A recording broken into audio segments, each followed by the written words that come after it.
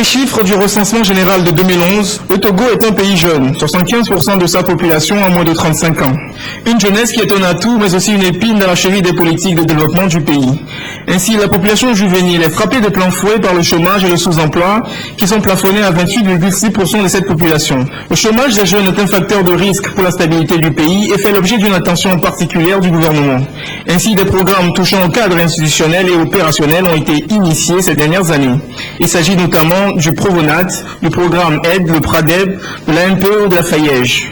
Cet atelier de validation du plan stratégique national pour l'emploi des jeunes est celui de la structuration des initiatives et programmes dans un cadre cohérent pour inverser la courbe du chômage des jeunes. Des efforts importants sont engagés ces dernières années par le gouvernement pour améliorer l'employabilité, renforcer les compétences professionnelles des jeunes et appuyer l'auto-emploi et la création d'entreprises par les jeunes.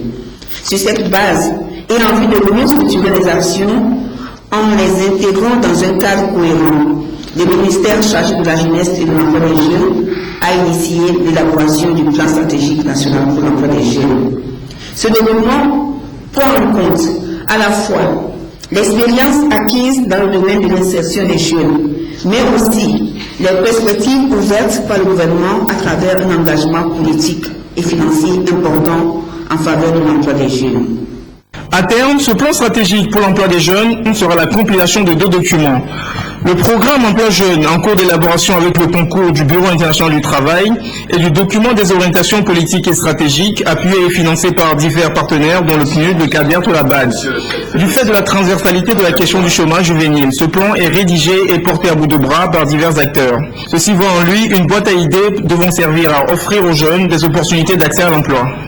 La Banque africaine de développement a soutenu dès le départ l'élaboration de ce document de politique et de stratégie en faveur de l'emploi des jeunes au Togo.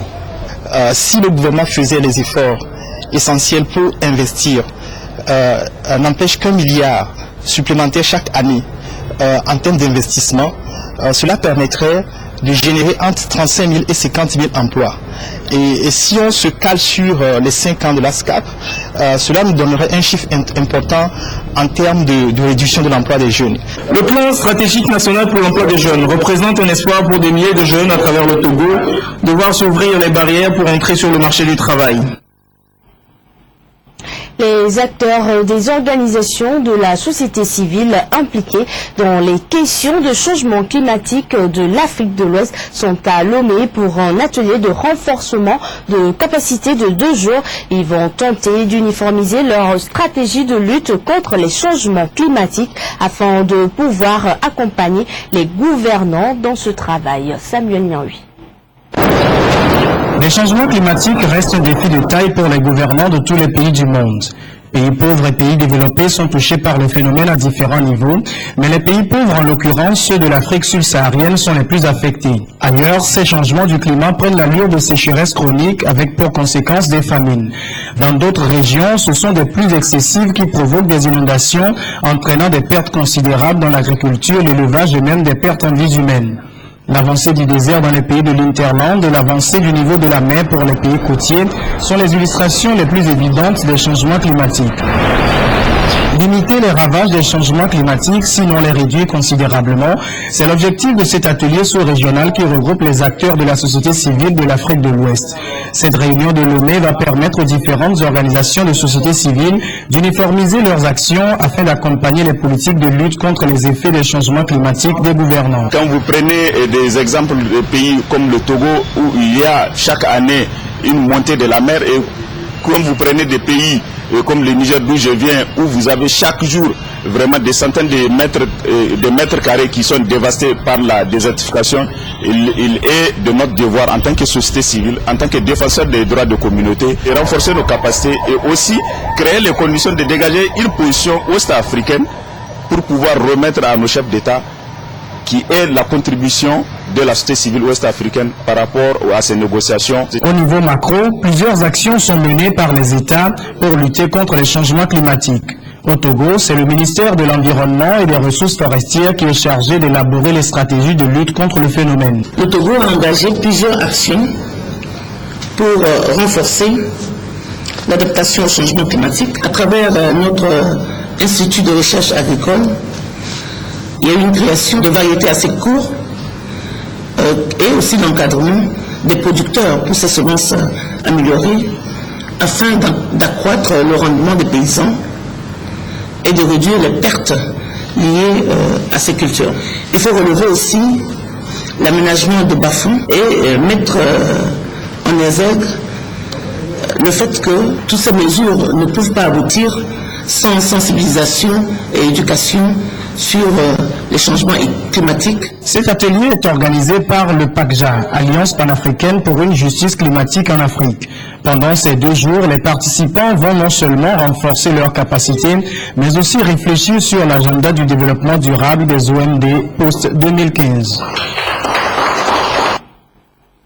Toujours au Togo, le ministère de la Santé, dans sa politique d'amélioration de l'état de santé des populations, avait élaboré en 2010 une nouvelle politique de santé. Et cette politique a pour ambition de favoriser les services de santé essentiels de qualité en garantissant une meilleure accessibilité des soins pour tous. Les différents documents relatifs à cette politique font l'objet d'un atelier de validation ouvert ce mardi à Lomé.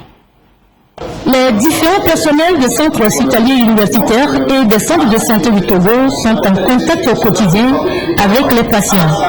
Leurs conditions de travail et les soins de santé des patients ont inspiré l'élaboration d'une nouvelle politique de santé sur les normes sanitaires. Cette politique a pour but d'atteindre les résultats tangibles pour améliorer l'état de santé des populations en favorisant les services de santé essentiels à tous. Ce mardi, les différents documents relatifs à cette politique sont à l'étude en vue de passer à leur validation et adoption. Tous les acteurs du système sanitaire du Togo sont représentés à cet atelier de validation.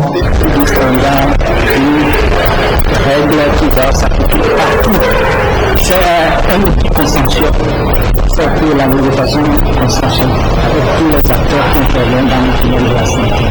Donc c'est la raison pour laquelle nous avons invité le personnel syndical, les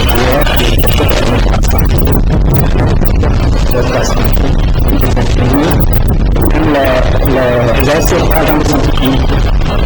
Parce que on veut que c'est un document validé de façon consensuelle pour que ça nous aide. Les différents documents ECO qui vont être validés portent notamment sur les normes de structures de soins de santé, les normes des écoles de formation des professionnels de santé et des normes de structures administratives et de gestion du système de santé autonome. La mode à présent avec la maison Crédania Coupe Nouvelle qui lance le 24 août prochain sa deuxième collection, une collection dénommée la Malle Visco de Crédania. Pour annoncer l'événement, une conférence de presse a été organisée lundi au centre culturel d'Eniba. Inès Ciblé. Revaloriser le port du pagne au quotidien, c'est dans cette optique que la maison Crédania Coupe Nouvelle, représentée par sa directrice Akokofoli BC Bio, lance sa deuxième collection dénommée la Malle Visco de Crédania. Cette collection se veut le reflet de l'originalité et de l'authenticité d'une artiste designer en quête de reconnaissance. La Malle Visco de Crédania sera exposée au public lors d'un défilé qui se déroulera le 24 août 2013 au Grand Rex.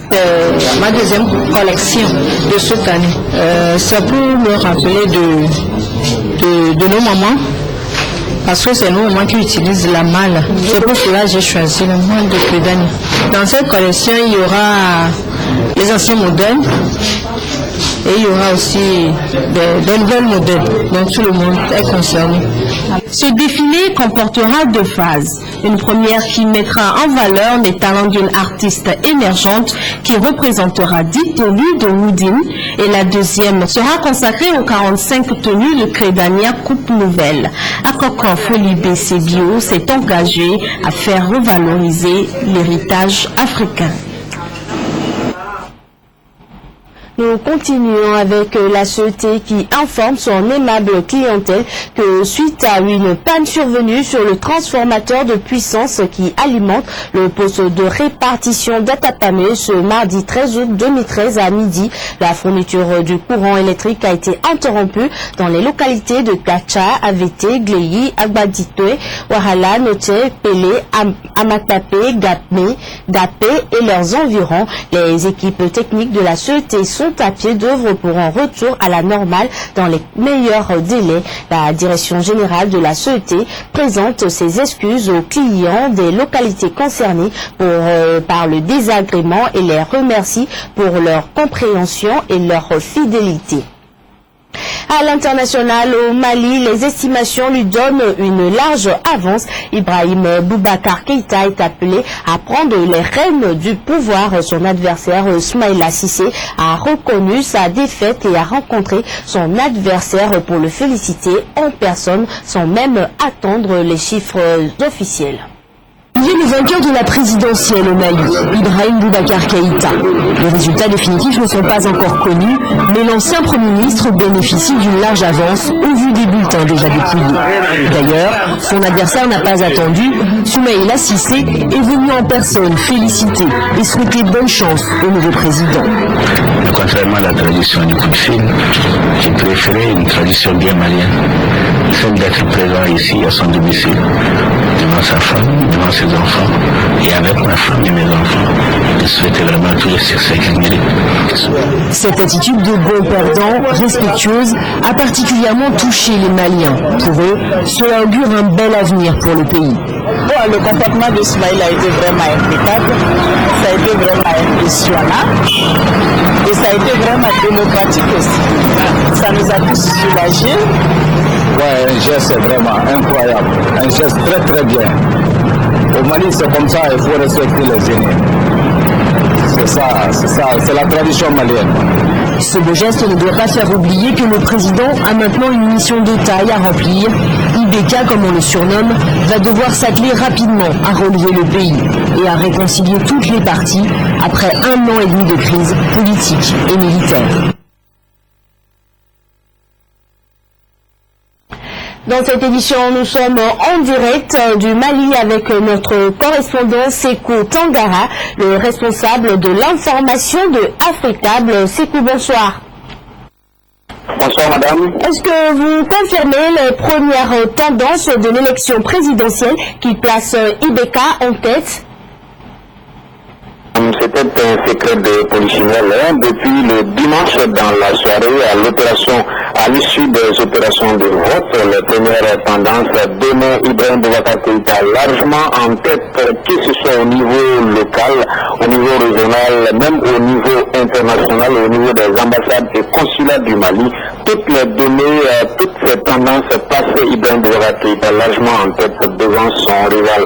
Vous savez que selon la loi électorale malienne, le ministère de l'administration territoriale a 5 jours pour proclamer les résultats partiels généraux de la présidentielle, mais à l'heure également des nouvelles technologies de l'information et de la communication, les états-majors de 2 candidats ont des données respectives à leur niveau qu'ils ont essayé de distiller via les réseaux sociaux, via également les médias, et selon ces tendances, Ibrahim Boubacar Keïta était largement en tête depuis déjà dimanche dans la soirée, et c'était connu de la plupart des Maliens, madame.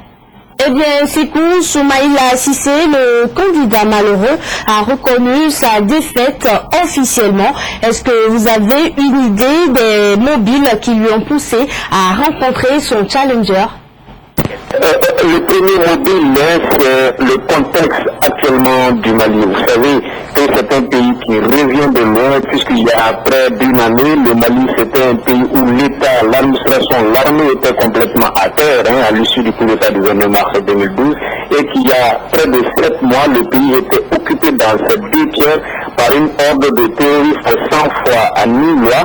Et aujourd'hui, organiser une élection présidentielle, c'était pas évident, et peut-être c'est ce contexte qui a prévalu, qui a guidé Soumaïla Cissé dans son choix d'opérer cette démarche envers son rival et son grand frère, comme il a dit lui-même, pour appeler à la cohésion, appeler à la stabilité, puisque le Mali qui revient de loin Le Mali qui essaie de sortir de la crise, selon Soumaïla Cissé, n'a pas besoin de contestation. Il n'a pas besoin de contestation, raison pour laquelle aujourd'hui, à l'issue d'une conférence de presse, Soumaïla Cissé a laissé entendre qu'il ne déposera aucun recours en annulation auprès de la Cour constitutionnelle. Donc, si on met ces différentes situations les unes dans les autres, peut-être c'est pour sauvegarder la quiétude, la stabilité actuelle du pays que Soumaïla Cissé a décidé de ne pas en rajouter, de ne pas être comme un pyromane, et il a voulu appeler à la cohésion malgré le dysfonctionnement que son état-major a constaté, malgré certaines fraudes massives que ces mandataires sur le terrain ont dû constater. Il a voulu appeler à l'apaisement,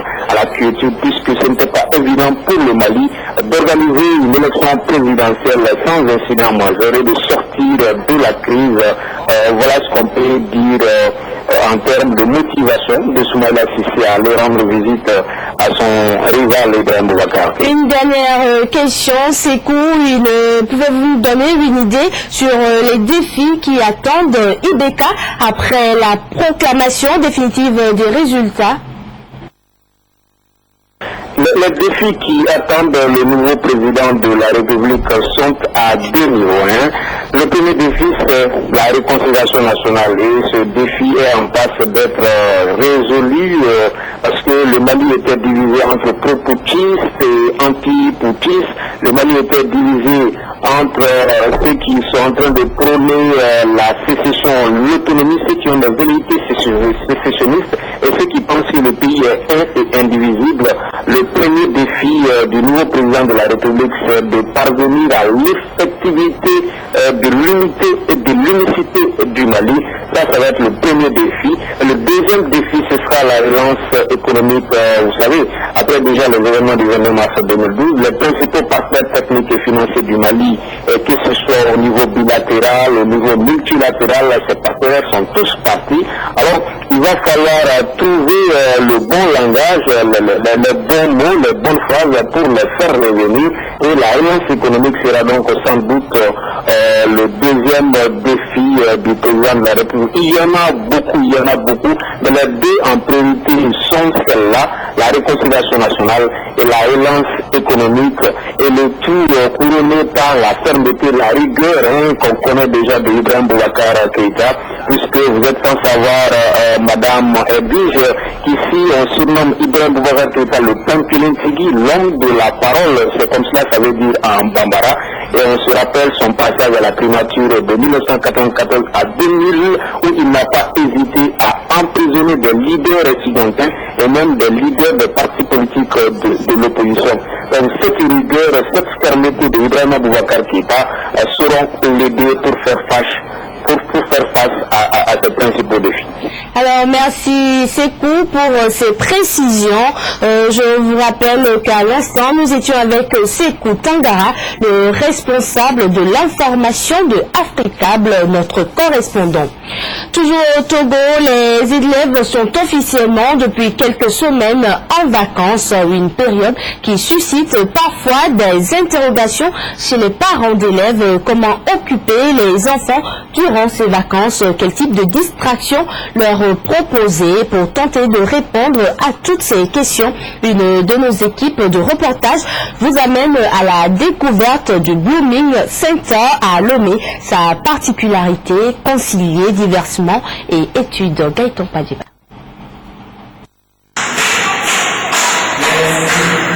Un après-midi ordinaire au Blooming Center. Nous sommes à Foreva, en plein cœur de Lomé. C'est le rendez-vous avec les enfants de ce centre d'éveil, d'épanouissement et de loisirs. Ici, entre vacances et études, il n'y a juste qu'une porte à franchir, et c'est avec une séance de gymnastique qu'on nous accueille.